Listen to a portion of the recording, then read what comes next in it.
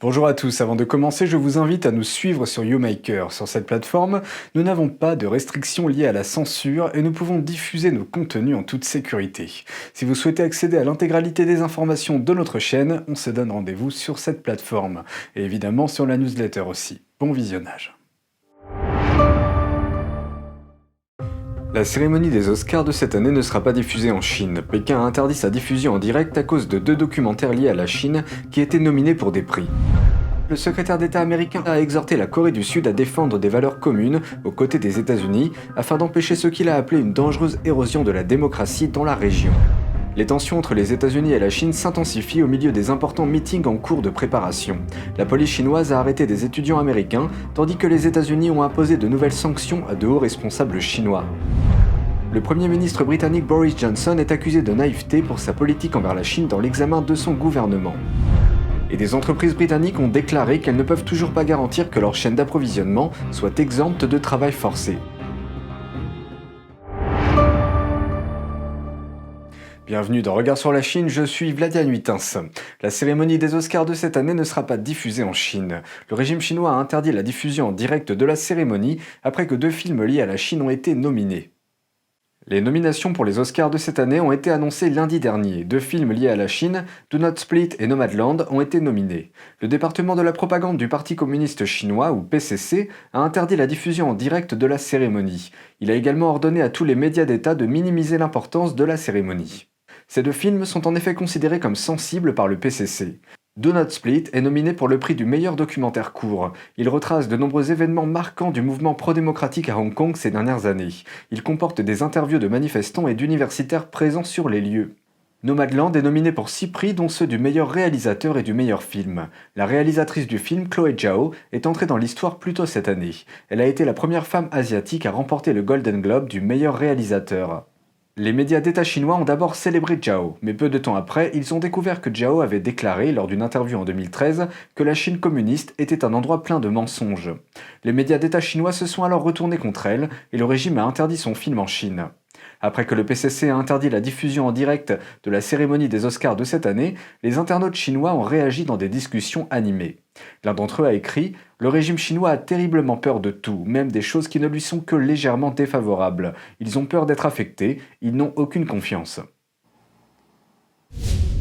Mercredi dernier, le secrétaire d'État américain Antony Blinken a exhorté Séoul à défendre des valeurs communes afin d'empêcher une dangereuse érosion de la démocratie dans la région. Il a également accusé la Corée du Nord de commettre des abus systématiques et généralisés contre son propre peuple. Mercredi dernier, le secrétaire d'État américain Antony Blinken a ouvertement pressé la Corée du Sud pour qu'elle se joigne aux États-Unis dans sa surveillance de Pékin et pour mettre un terme aux violations des droits de l'homme commises à Pyongyang. Blinken est en visite en Corée du Sud aux côtés du secrétaire à la Défense Lloyd Austin. Cette visite s'inscrit dans le cadre du premier voyage à l'étranger de membres de haut niveau de l'administration Biden. Ce voyage vise à reconstruire les alliances des États-Unis en Asie et intervient dans le contexte des démonstrations de force de Pékin. Lors d'entretiens avec le ministre sud-coréen des Affaires étrangères Chung Ho-young à Séoul, Blinken a déclaré « La Chine utilise la coercition et l'agression pour éroder systématiquement l'autonomie de Hong Kong, miner la démocratie à Taïwan, violer les droits de l'homme au Xinjiang et au Tibet et affirmer des revendications maritimes en mer de Chine méridionale qui violent le droit international. Et le régime autoritaire de la Corée du Nord continue de commettre des abus systématiques et généralisés contre son propre peuple. Nous devons nous tenir aux côtés des personnes qui réclament leurs droits et libertés fondamentaux et contre ceux qui les répriment. » Dans la même déclaration, les 2 fonctionnaires ont convenu de travailler ensemble pour résoudre les problèmes liés au nucléaire et aux missiles de la Corée du Nord, les qualifiant de prioritaires. Austin a eu des entretiens séparés avec le ministre sud-coréen de la Défense, Suh-hook. Le ministère de la Défense de Séoul déclare qu'Austin s'est engagé à continuer de fournir au pays le parapluie nucléaire des États-Unis, entre autres mesures de dissuasion. Le ministère a déclaré que les 2 parties ont également réaffirmé leur objectif commun de dénucléarisation complète et de paix durable sur la péninsule coréenne. Given the unprecedented challenges posed by both the Democratic People's Republic of Korea and China, the US-ROK alliance has never been more important.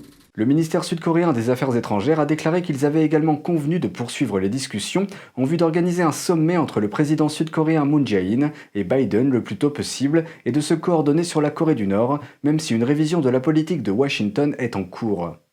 Ce voyage au Japon et en Corée précède les premières rencontres en personne de Blinken avec ses homologues chinois, prévues en Alaska dans un futur proche. Une étrange série d'arrestations a également fait la une des journaux. Cette fois, il s'agit d'étudiants américains qui étudient à l'étranger en Chine. Les autorités ont arrêté 6 d'entre eux la semaine dernière, mais les médias n'en ont parlé que quelques jours plus tard. Les arrestations ont été effectuées individuellement, mais toutes au cours de la même nuit. La police chinoise a arrêté un groupe alors qu'il organisait une fête d'anniversaire. Les membres du groupe ont passé un test de dépistage de drogue qui s'est révélé négatif et ont été relâchés. Les autorités ont arrêté 2 autres personnes dans un bar. Un étudiant a saigné après que les autorités lui ont donné un coup à la tête. Un autre a été battu alors qu'il tentait de fuir la police. Selon le Washington Post, les parents de ces étudiants travaillent pour le ministère de la Défense des États-Unis. Tous ces étudiants étudient à l'université de New York à Shanghai. Quelques jours après les arrestations, le ministère de la Défense a publié une déclaration sur la Chine. Il qualifie Pékin de menace permanente pour l'armée américaine et ajoute que les membres des services doivent réagir. Il y décrit également l'agression militaire de la Chine. Les exemples incluent la construction d'îles dans les mers du sud et de l'est de la Chine et le stationnement de missiles à cet endroit. À la fin de la déclaration, le ministère a lancé un avertissement sérieux à la Chine, déclarant que les États-Unis maintiennent de puissantes capacités militaires et que, je cite, « La Chine n'a rien de comparable. Les dirigeants chinois peuvent composer d'excellents plans, mais une fois qu'ils feront face à l'imprévu, ils vont avoir des problèmes. » Le Premier ministre britannique Boris Johnson est accusé de naïveté pour sa politique envers la Chine dans l'examen de la politique étrangère du gouvernement britannique. Certains parlementaires du parti conservateur de Boris Johnson appellent à une position plus ferme. Le Premier ministre a publié sa vision d'une Grande-Bretagne globale dans une ère post-Brexit, exposant la stratégie de défense, de sécurité et de développement du gouvernement pour la prochaine décennie. L'une des priorités est la Chine. China is the second largest economy in the world and a fact of our lives, and I think we must accept that fact in a clear-eyed way. But we've also got to be tough where we see risk. Le rapport indique « Le fait que la Chine soit un État autoritaire avec des valeurs différentes des nôtres présente des défis pour le Royaume-Uni et nos alliés. La Chine représente également la plus grande menace étatique pour la sécurité économique du Royaume-Uni. » Mais le rapport indique également que le Royaume-Uni souhaite poursuivre des liens commerciaux plus profonds et davantage d'investissements chinois au Royaume-Uni. Le président de la Commission du renseignement et de la sécurité a mis en doute cette intention. Doesn't that unfortunately demonstrate that the grasping naivety of the Cameron-Osborne years still lingers on in some departments of state? Le Premier ministre Johnson souligne que le Royaume-Uni souhaite établir une relation équilibrée avec la Chine.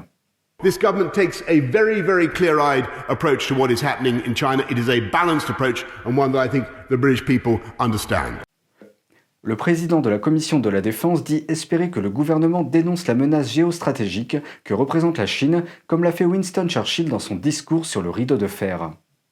But I do hope the Prime Minister will summon that Atlantic Charter spirit of working together with our closest ally, the United States, to strengthen the rules-based order. L'ancien ministre des Affaires étrangères Jeremy Hunt semblait préoccupé. I am worried about designating China simply as a systemic challenge given the terrible events in Hong Kong and Xinjiang. Johnson déclare que la Grande-Bretagne défendra ses valeurs et ses intérêts. Il mentionne que la Grande-Bretagne est à la tête de la communauté internationale pour exprimer ses préoccupations concernant la persécution du peuple ouïghour au Xinjiang. Son gouvernement offre également une voie d'accès à la citoyenneté britannique à 3 millions de Hongkongais. Des entreprises britanniques ont déclaré à une commission d'enquête parlementaire qu'elles ne peuvent toujours pas garantir que leurs chaînes d'approvisionnement sont exemptes de travail forcé. Les Ouïghours de la région occidentale du Xinjiang constituent le groupe le plus connu comme étant la cible du travail forcé en Chine.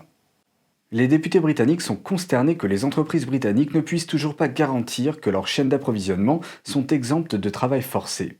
La Commission des affaires de l'énergie et de la stratégie industrielle affirme que les défaillances du gouvernement britannique ont contribué au problème. Il conclut également qu'un manque de transparence dans la chaîne d'approvisionnement rend la résolution du problème difficile. L'enquête s'est concentrée sur la région chinoise du Xinjiang, connue depuis longtemps comme l'une des principales cibles du travail forcé par le régime chinois. Le rapport de la Commission propose de modifier et de renforcer la loi de 2015 sur l'esclavage moderne. Boohoo, H&M, TikTok, The North Face et Nike ont témoigné devant la Commission. Disney a refusé mais a fourni une déclaration écrite.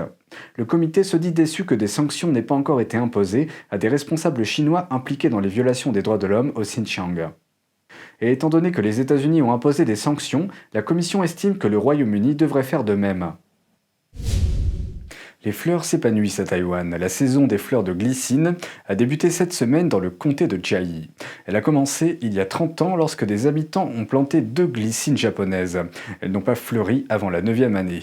Aujourd'hui, ces fleurs sont devenues l'emblème d'une tradition locale. Presque chaque maison d'hôte à Taïwan cultive des fleurs de glycine. Lorsque les visiteurs sont là, ils peuvent observer les fleurs le long du chemin.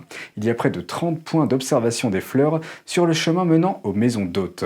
Les visiteurs peuvent également apprécier la beauté naturelle du mont Ali et goûter à l'authentique cuisine locale. Les locaux appellent cela la romance pourpre. C'est tout pour aujourd'hui, merci d'avoir suivi Regard sur la Chine.